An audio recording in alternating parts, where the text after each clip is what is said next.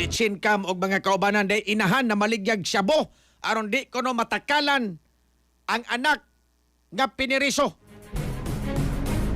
Igigan ko na yung balita sa Eric Amaros Report. XFM Police Report. Police Report. Katrabaga Erika mga kigilan usa ka 55 anyos nga kinipong ginang no o mama ni inahan ang sikop sa Biliana Police Station ginaning buntag kay kining inahan matupad sa niya napugos siya pag pabalik ginadling drogas katrabaga Erika para usab na ang iya kunong anak na naspreswan di matakalan nga no. Asa man ang matakalan ngay? Kana kana bitong pa Bunalan. Bunalan. Kana nay magkupot-pod sa usa ni sa mga penalty o kining silot sa mga doon na po'y mga sala dito tabang Eric mga kaigalaan po Naaman po'y laing termino ana usa po tay tawag ana kana bitong adto ka ibutang sa ngit-ngit kayong lugar. Bartolina. Bartolina. So lahi po ng Bartolina.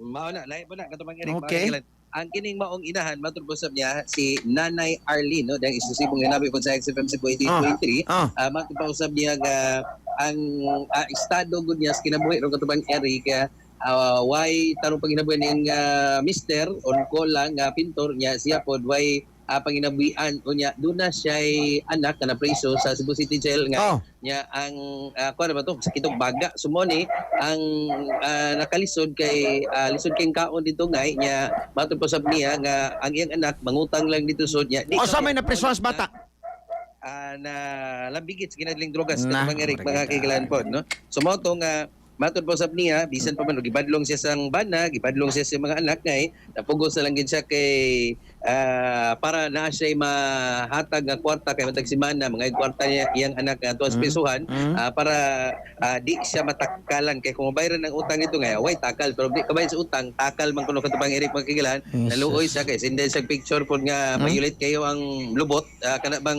is may pandiyuhan ngay sumoto nga na pugos ko siya ato ipanungog no Cebu pag ginabi sa XFM Cebu 88.3 kang Nanay Arlene katubang Eric no Paita. Sige be, paminaw na to. Kapilan magana priso? Karon ra. Unsa may rason nimo nay nganong na kuan magkapugos magayo na ni, babaligay ko na ni. Pangalagi na po yung mga tuan mga lending niya kanang sa mga anak sa sud sa prisuhan ba magsige na ko pangayo. So bisag naa sila sa sudid to, magsige ka pud kag hatag og kwarta. Taga semana, kaon nila. Kaon. Kaon libre man kaon prisuhan. Bot nila yung pangsudan siya. Pareha karon lisod kang tubig dito. Mangayo sila 200. Para pang tubig, para makaligo, panglaba. Sus, bisag kanang pila na may edad ani mga anak na dito? Kuan, 30 kapin.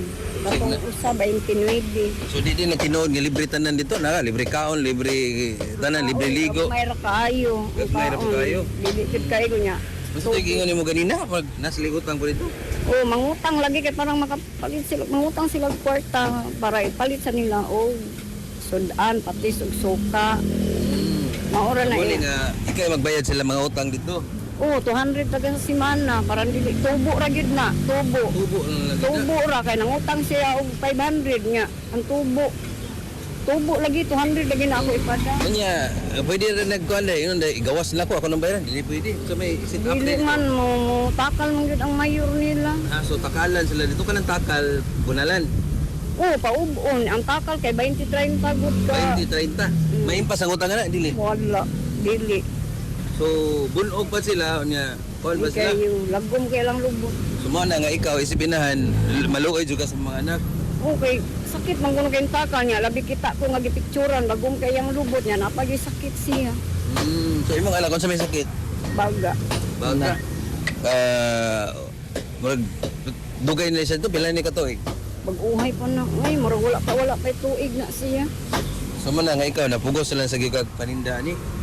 Ug gani man kuan jud ko kanang murag mamarog basug-usog kanang usahay mo dagan-dagan ko kay palit ko sa kalibo.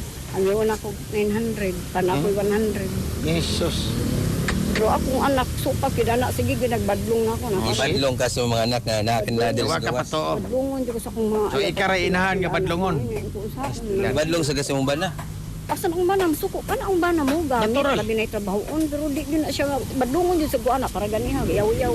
Wag ito siya kay baw. Ayay. Lain na din sa Idoga to. Sige nga, salamat kay. Okay. So nga, pamato ato nga eksklusibong pagkikinabi ni Nanay Arlene, 55 anyos, taga-barangay sa Bagdo, Cebu City. Halapan ni kanang buntag. Paslak ni karon sa bilyan ng PlayStation. Nya hikay ni kaso nga kining paghupot Section 11 rin ni ngay. Nya posible nga kung di siya kapiyansa, adto po na siya Cebu City Jail. Hinoon female dorm no kay yang Yang ba na wato mahibaw nga nadakpan siya? posible na ibaw na to ron nga kay ang iyang mga anak marag kaganina marag nakabisita naman din sa may abilyan na PlayStation giyaw-yawan lang isa siyang anak sakto to mo gyud nga marag ni inahan ka badlongon kay giyaw-yawan ito kapila kuno siya giingnan Gani. kay ang iya lagi inahan kuno ni pasulabi gid iyang pagkainahan nga kay bisan pa man siyang Klarong illegal ana. mausad lagi na no bisag kuan mura bag the end will not justify the means although ang iyang kuan ngay ganahan siya nga maka kining iyab yung kanang end kay ganahan siya makahatag og kwarta siyang anak dito para ditakalan pero illegal magud iyang means iyang gibuhat katulpang Eric mga higala so mana Kristo si nanay nya hikay kaso katulpang Eric mga kaigalaan sa tagin sa kay napasay lending nga mga utang anya Timpas, thank you. Thank you again. Katulad daghan ko kasi ingno lagi sa bana, daghan ko kay passport, kay kini passbook ba, murag passport niya. Ay, So, mali ni puno pas utang, ladakpan pa, way swertis nanay katropang Eric. Mo ito kasikas gikan sa Abiliana Police Station mga katropa, basta kamo na problema mo sa utang, di ay kape, pangapi mo Santo Plus Complex mga higala, mo hupas pa na inyong kini pong mga kining pagkakutaw sa yung galamhan mga higala. Santo Plus Complex sumut lami sustansado pa. Alang sa Negosong Pilipino para sa Pilipinas sa katropa Eric Amaro XFM News. XFM Report.